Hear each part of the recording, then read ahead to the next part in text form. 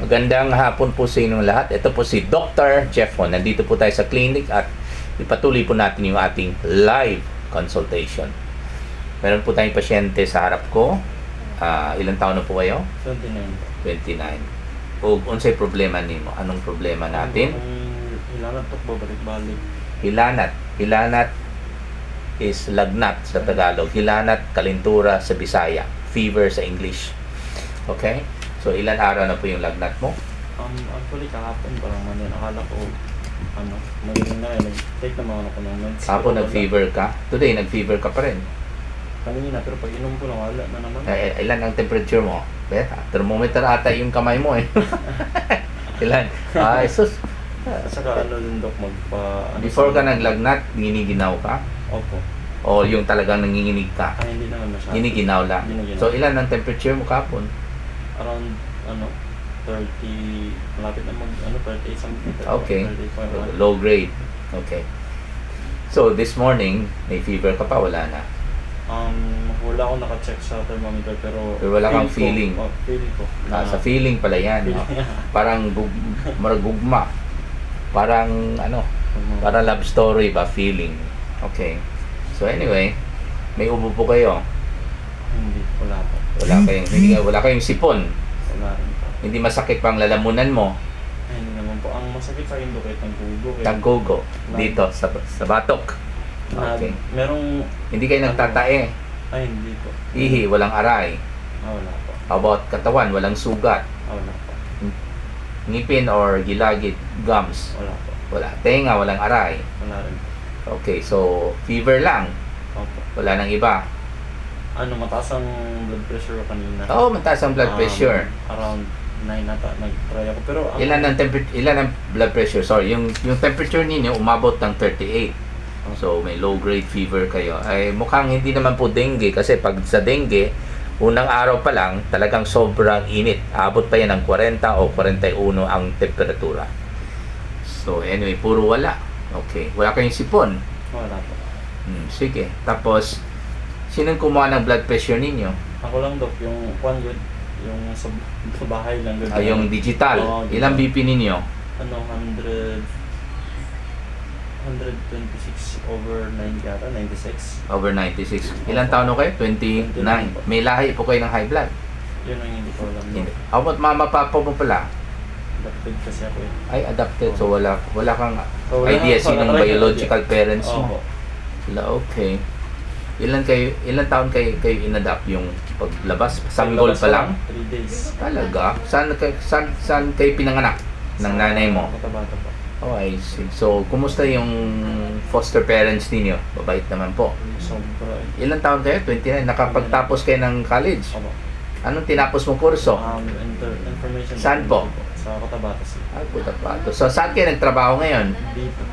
Sa O, anong trabaho pala ninyo? Sorry? Sa social engineering sa call center. Call center. Parang Sige. IT. Okay. Ako na muna sa screen, ha? Anyway, kailangan examinin ko pa yung pasyente, no? Kung totoo, wala siyang nararamdaman sa lalamunan, sa ipin, or sa laag, gums, or gilagid sa Bisaya. Ewan ko anong Tagalog sa gums. Pakinggan ko po yung lungs niya kung may plema ba. Okay? Or titinan ko po yung mga balat niya kung may sugat pa, etc. Kasi meron mga infection na sa unang araw pa lang, wala pa silang ibang reklamo kundi lagnat lamang.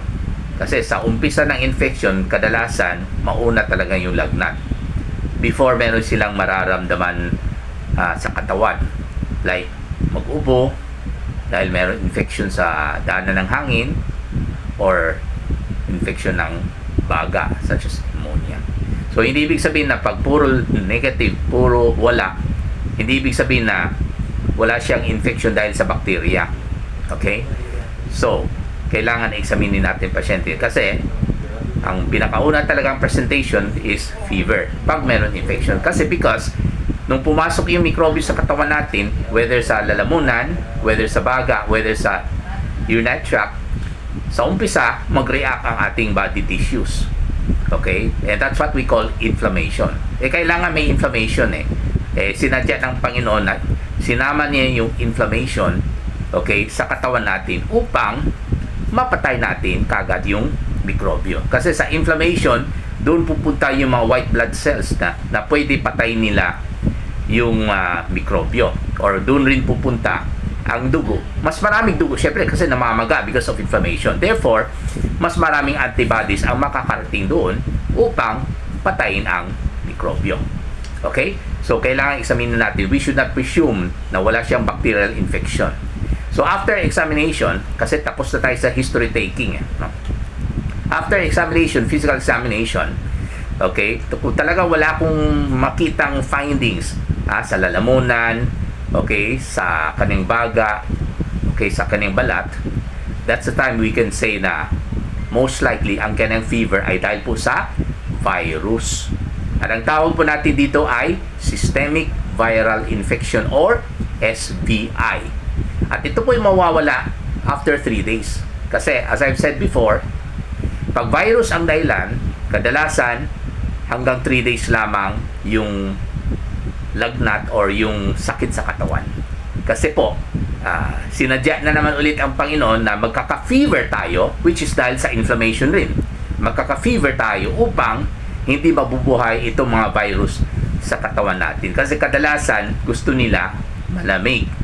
Okay, lalo pag umulan, ayan, maraming nagkakasipon at ubo because of the viral infection na mas masaya sila pag malamig ang temperatura. Pero pag pumasok sa ating katawan, nako, at pag may lagnat pa tayo, umabot ng 38, okay, or even 39, hindi po sila mabubuhay sa ganyan na temperatura. Kaya, napakagaling yung ating Panginoon dahil may kasamang inflammation at may kasamang fever sa ating katawan upang malaman natin na meron tayong sakit para pupunta tayo sa doktor at ma-explain kayo kung bakit ganyan. Okay?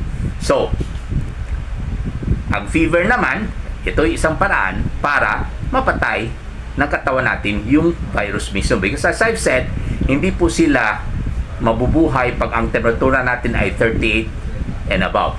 Because meron mga viruses na ang tawag natin is thermophobic. Takot sila sa init. Kaya pag pumasok sa katawan natin, kaya napansin niyo, usually, pag may sipon lang o konting ubo, nawawala na ito after 3 days. Dahil ito pong sakit na ito ay pwede dahil sa systemic viral infection or pwede dahil sa meron viral infection sa ilong or sa lalamunan na kusa lang mamatay ang mikrobyo sa loob ng 3 days. Kaya kahit walang antibiotic, mawawala din yung ubo at sipon ninyo. Okay? So, maraming salamat po.